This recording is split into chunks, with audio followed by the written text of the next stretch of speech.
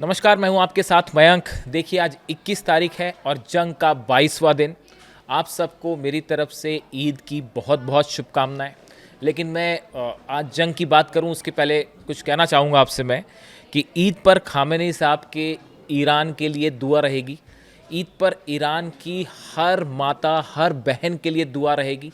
ईद पर उन 165 बच्चियों के परिवार वालों के लिए दुआ रहेगी जो अमेरिका और इज़राइल के अटैक में शहीद हुई। ईद पर अली लारीजानी साहब जैसे बेहद इंटेलेक्चुअल शख्सियत के लिए जो है वो दुआ रहेगी। और वाकई में अगर ये कहा जाए कि ये ईद जो है वो ईरान के लिए है और ये ईद ईरान के लिए जीत लाई है। यही बात मैंने कल कही थी, यही बात मैं आज फिर कहना चाहूँगा। देखिए, ईद पर ऐसा लगता है, अगर हम जंग की बात करें और पिछले चंद घंटों की बात करें कि क्या हालात हैं, हम उस पर आएँ अगर, तो ऐसा लगता है कि ईरान ने मानो पूरे इज़राइल और अमेरिका को मिज़ाइलों वाली ईदी दे दी है।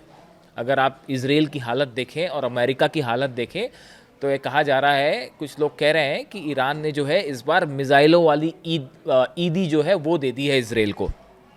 बेन गुरियन एयरपोर्ट जल रहा है। मैं आपको बीती रात की बात बता रहा हूँ। देखिए, आज जो है 21 तारीख है, 20 तारीख की रात से आज सुबह तक अब तक क्या क्या हुआ, क्या हमले हुए, उनकी जानकारी दे रहा हूं मैं आपको। बेन गुरियन एयरपोर्ट जल रहा है, नेवातीम एयरपोर्ट जल रहा है, इसराइल की मैं बात कर रहा हूं। एक वेपन बनाने वाली बड़ी कंपनी के मेन हेडक्वार्टर के ऊपर खुर्रमशहर 4 मिसाइल गिरी है, पूरी तरह से वो तबाह हो चुका है। आईडीएफ के बताया जा रहा है कि आईडीएफ के 57 ठिकानों पर हमले हुए हैं। इजराइल में, मैं रिपीट करता हूं फिर से, इजराइल में आईडीएफ यानी इजराइल की सेना के 57 ठिकानों पर चुन चुन के या तो मिसाइल्स गिरी हैं या ड्रोन गिरे हैं। हमले मतलब ऐसा नहीं कि वो फेल हो गए, हिट किया है। अब आप सोचिए, अगर इजराइल की सेना के 57 ठिकानों पर अगर ईरान के मिसाइल्स या ड्रोन गिर रहे हैं तो ये कितनी बड़ी क्षति है ये इजराइल की सेना के लिए। इसके अलावा आप आगे बढ़ें, हाइफा की रिफाइनरी जल रही थी कल, जो आपने तस्वीरें देखी होंगी। 20 तारीख की जो तस्वीरें देखी आपने, हाइफा की जल रहा है। उसके बाद बताया जा रहा है कि 20 तारीख की रात को फिर मिसाइल अटैक हुए हैं हाइफा के ऊपर, और हाइफा में जो आग लगी थी वो और भड़क गई है। ये खबर बीती रात की है। आगे बढ़िए, जो हाइफा में अटैक हो रहे हैं उन अटैक में ज़्यादातर जो अटैक हैं वो हाइपरसोनिक मिसाइल से हो रहे हैं, और खुर्रमशहर 4 का सबसे ज़्यादा इस्तेमाल हुआ। अब वो अपने साथ 80 से लेके 100 वॉरहेड्स लेके, उसमें क्लस्टर बॉम्ब्स लेके जा रही है। अब हो ये रहा है कि वो मेन मिसाइल तो हाइफा को हिट कर ही रही है। जो ये 80, 90, 100 आप जो लाइट देखते हैं आसपास, ये आसपास के इलाकों में गिर रहे हैं। बताया जा रहा है कि करीब 250 घर हाइफा में जो हैं उनमें आग लग गई है। मेन रिफाइनरी हिट हुई मिसाइल से, लेकिन उसके साथ जो क्लस्टर बॉम्ब्स थे उन्होंने करीब 250 घरों में हाइफा के आसपास जो है वो आग लगा दी है। इसके अलावा एक नई चीज़ की एंट्री हो गई है, नसरल्ला मिसाइल। अभी तक देखिए, अभी जब जो मिसाइल का इस्तेमाल हो रहा था सेजिल, अच्छा कौन सी मिसाइल कहाँ हमले कर रही है वो भी बड़ा स्पेसिफिक एक जानकारी आई है ईरान से, सोर्सेस से। देखिए, ये जो नसरल्ला मिसाइल है इसका नया इस्तेमाल शुरू किया है। एक मिसाइल है ईरान की, करीब 2000 किलोमीटर उसकी रेंज है, हाइपरसोनिक मिसाइल है, 5 मैक्स से ज़्यादा उसकी रफ्तार है। उसका नाम जो है हसन नसरल्ला के नाम पर नसरल्ला रखा गया है। हिजबुल्लाह के जो कमांडर थे, हिजबुल्लाह के चीफ थे, उनके नाम पर ये रखा गया है। और अब यानी वो हिजबुल्लाह वाला जो बदला है वो भी साथ ही साथ निपटा दिया जा रहा है।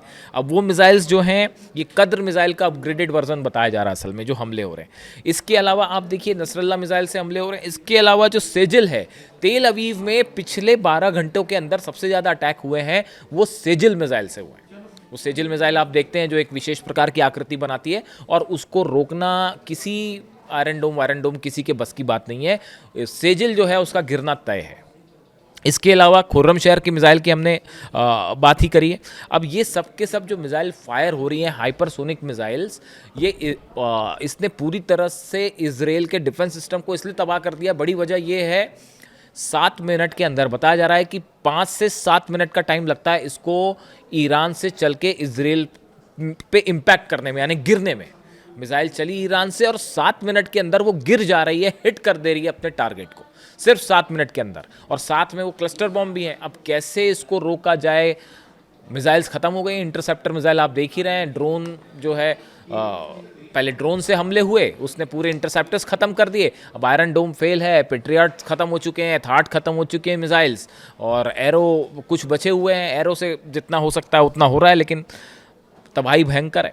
अब देखिए, इसके अलावा जो एक बड़ी गौर करने वाली बात है वो ये है कि अब्बास अराक्ची साहब की तरफ से एक बयान आया है, विदेश मंत्री। उन्होंने ये कहा है कि आइंदा अगर हमारे ऊर्जा के ठिकानों पर हमले हुए तो उसका फिर नतीजा ये होगा कि अभी जो हमले हुए हैं उससे बड़ा हमला होगा।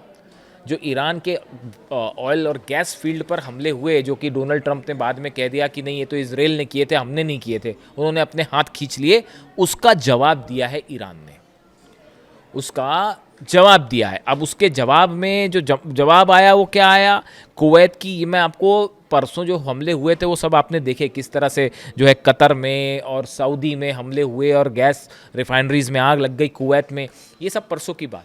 मैं आपको पिछले 12 घंटे की बात बता रहा हूँ, यानी कि अगर आप डेट की बात करें, कई बार डेट बड़ी स्पेसिफिक होती है, 20 तारीख की दोपहर से अभी 21 तारीख की सुबह तक, यानी पिछले हम 12 से 14 घंटे की बात करें, एक बार फिर मीना अल अहमदी रिफाइनरी पर, कुवैत पर ड्रोन अटैक हुआ है और ये रिफाइनरी पूरी तरह से बंद हो गई है।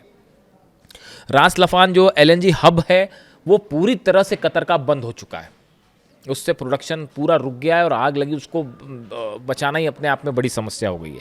सऊदी की रास तानुरा रिफाइनरी है वो बंद कर दी गई है, यानी वहाँ काम पूरी तरह से रुक चुका है। यानी आप देखिए 3 बड़ी जो रिफाइनरी है इनकी हालात ये हैं कि यहाँ पूरी तरह से सप्लाई रुक गई है, काम रुक चुका है और बड़ा नुकसान हो गया है। ये नतीजा था ईरान के ऑयल फील्ड पर, गैस और ऑयल फील्ड पर जो हमले किए इजराइल ने, उसके बाद जो ईरान का गुस्सा था वो दिखाई दिया। तो इस तरह से जैसे इजराइल जल रहा है और ये अरब देशों पर हमले हुए हैं, इसीलिए कहा जा रहा है कि ईरान ने इस बार ईद पर जो है वो मिसाइलों वाली ईदी दे दी है, इसीलिए ये बात कही जा रही है। अब 2 बड़ी इंपॉर्टेंट चीज़ें हैं जो डेवलपमेंट हुए हैं। ऐसा इसी बीच एक खबर ईरान से भी आई है कि मेहराबाद जो एयरबेस एयरपोर्ट है वहाँ पर बड़े हमले हुए हैं एक बार फिर। मेहराबाद एयरपोर्ट पर पहले भी हमले हुए थे और बीती रात एक बार फिर इजराइल के फाइटर जेट्स ने वहाँ पर हमले किए हैं और काफ़ी बम वहाँ पे ड्रॉप किए हैं। बाकी अलक्सा वाली जो नमाज़ पढ़ने वहाँ लोग पहुँचे थे वो तस्वीरें आपने देखी ली हैं। कल की जो तस्वीरें आई कि अलक्सा जो मस्जिद है उसमें फ़िलिस्तीनी लोग वहाँ पर पहुँचे थे और उनको इजराइल की सेना ने उन पर हमला किया और उनको वहाँ से हटाया गया। 1967 के बाद शायद ये पहला मौका होगा जब अलक्सा में जो है वो नमाज नहीं हो पाई जुमे की, वो भी ईद के मौके पे। तो बेहद गुस्सा है इससे, इस हरकत से बेहद गुस्सा देखा जा रहा है मुस्लिम देशों में। इसके अलावा आप देखिए एक बड़ा जो डेवलपमेंट हुआ है जो ये बता रहा है कि अब ये पूरा मामला आगे किस तरफ जा सकता है। इस तरह की खबरें हैं कि डोनाल्ड ट्रंप और बेंजामिन नेतन्याहू के बीच में, आपने कई जगह पढ़ा भी होगा कि इनके बीच में अच्छा खासा जो है वो तनाव देखा जा रहा है, आपस में लड़ाई हो गई है। अब इसकी वजह क्या है समझिए, वो इसलिए नहीं है कि वो ईरान के गैस फील्ड पर हमला किया या हमको बिना बताए कर दिया, ये सब बातें नहीं है। ये हमले वाली प्लानिंग तो दोनों मिलकर ही करते हैं, लेकिन अब इनके बीच में एक नई हालात पैदा हो गए हैं। अगर आपने नोटिस किया होगा तो तुलसी गबार्ड की तरफ से एक बयान आया, प्रेस कॉन्फ्रेंस की थी उन्होंने, करीब 24 घंटे पहले उन्होंने प्रेस कॉन्फ्रेंस करी थी और उन्होंने बड़ा इंटरेस्टिंग उसमें बात कही। देखिए गौर से समझिए क्या कहना चाह रहे हैं। तुलसी गबार्ड का ये कहना है, अमेरिका की तरफ से कहा जा रहा है कि जो ईरान में लीडरशिप पर हमले हुए या जो रिलीजियस लीडर्स पे हमले हुए वो हमले इजराइल ने किए, हमने नहीं किए। हमने तो ईरान की मिलिट्री पर हमले किए हैं, उसकी मिसाइल इंस्टॉलेशन पर हमले किए हैं, हमने तो जो है ईरान के जो एयरपोर्ट था हमने उस पर हमला किया है। यानी कहना ये चाह रहा है अमेरिका कि हमने अली खामनेई साहब पर हमला नहीं किया, ये कहना है अमेरिका का। तुलसी गबार्ड की खुद प्रेस कॉन्फ्रेंस आप सुन लीजिए। अब इसका अंदर का मकसद, आप ये ऐसा क्यों कह रहा है अमेरिका, ये समझिए क्यों ये कहा जा रहा है, ये पूरा सब कुछ ठीकरा जो है वो क्यों इजराइल के सिर पर ये फोड़ा जा रहा है कि अली खामेनी साहब पर हमला जो हुआ वो तो इजराइल ने किया, हमारे टारगेट पे नहीं थे वो। हमारे टारगेट पे तो बस ईरान की मतलब मिलिट्री थी और उनके एयर फाइटर जेट्स थे और मिलिट्री ठिकाने थे। वो इसलिए कहा जा रहा है क्योंकि अब अमेरिका को ये बात समझ आ रही है कि ईरान के सुप्रीम लीडर को निशाना बनाने के बाद जो ईरान का गुस्सा है और जो ईरान ने बदला लेने की कसम खा रखी है, वो ये जंग भले ख़त्म हो जाए लेकिन ये बदले की जो गुंजाइश है वो हमेशा बनी रहेगी। जिस तरह से ड्रोन घुसे अमेरिका में, उसके बाद जो पैनिक का माहौल बना, और देखिए अब तो ब्लूमबर्ग की एक नई रिपोर्ट आ गई है कि 16 फाइटर जेट्स जो हैं वो तबाह हो चुके हैं अमेरिका के अब तक जंग से। 22 दिन हैं अभी, कितने दिन हो गए, 22वां दिन है आज।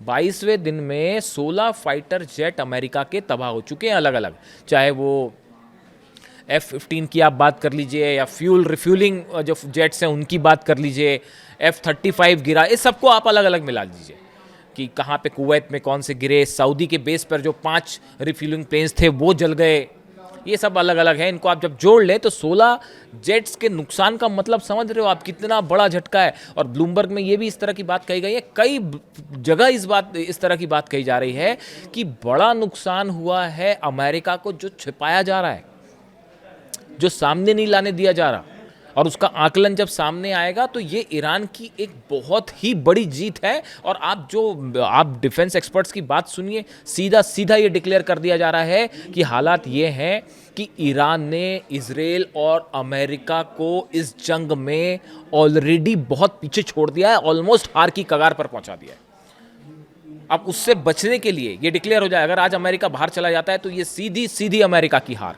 आप देखिए, रिजीम चेंज हो पाई? नहीं हो पाई। ईरान के किसी हिस्से पर कब्जा हो पाया? नहीं हो पाया। ईरान की मिसाइल्स वैसे ही हमले किए जा रही हैं लगातार। तो आपका मकसद क्या? परमाणु कार्यक्रम को लेकर तो कभी भी कुछ भी हो सकता है। वो एक नई खबर चल रही है कि नए सुप्रीम लीडर जो है वो क्या फैसला ले सकते हैं परमाणु बम को लेकर, वो अपने आप में एक बड़ी खबर है। वो उस पर देखिए क्या होता है, कुछ दिन इंतजार करिए क्या होता है। वो यूरेनियम सेफ है, वो जो 440 किलो यूरेनियम था वो पिकेक्स माउंटेन में हो या जहाँ भी हो,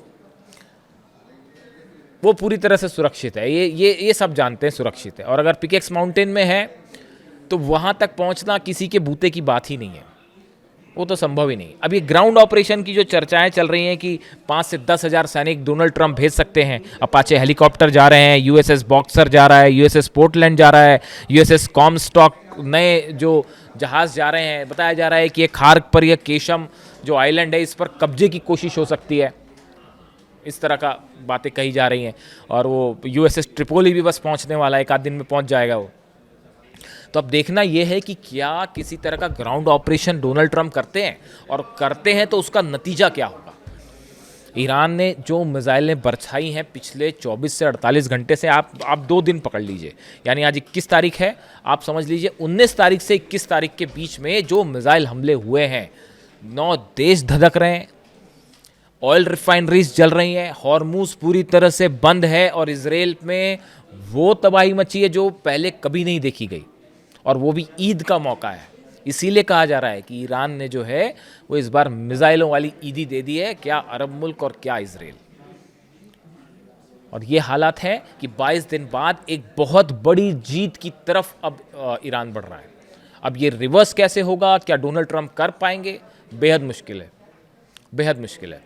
तो इन हालात में आज की जो स्थिति है, 21 तारीख की सुबह की जो स्थिति है, वो स्थिति ये कह रही है कि ईरान ने अब इस जंग में एक बहुत बड़ी लीड हासिल कर ली है। जिस तरह से इजराइल में तबाही मची है, बताया जाता है वहाँ के जो आईडीएफ ने बंकर्स बना रखे थे, वो बंकर पे चुन चुन के हमले हो रहे हैं, और वो बंकर्स फोड़ के मिसाइल जो है अंदर चली जा रही हैं। कल आपने देखा होगा, मतलब परसों रात को जो पीसी करी थी नेतन्याहू ने, उनकी बॉडी लैंग्वेज बता रही थी और डोनाल्ड ट्रंप की बॉडी लैंग्वेज बता रही थी कि हालात क्या हैं। और ज़्यादा दिन जंग खींचने की हालात में अब दोनों ही नहीं है। तो अब देखते हैं ये नए जहाज़ जो भी आते हैं ये क्या करते हैं।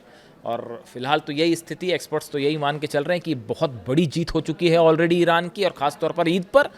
और अब सुप्रीम लीडर की तरफ से जल्द बयान आ सकता है, नए सुप्रीम लीडर की तरफ से, उसका इंतज़ार कीजिए। एक बार फिर आपको ईद की बहुत बहुत शुभकामनाएं। वीडियो कैसा लगा कमेंट करके ज़रूर बताएं। Thank you so much.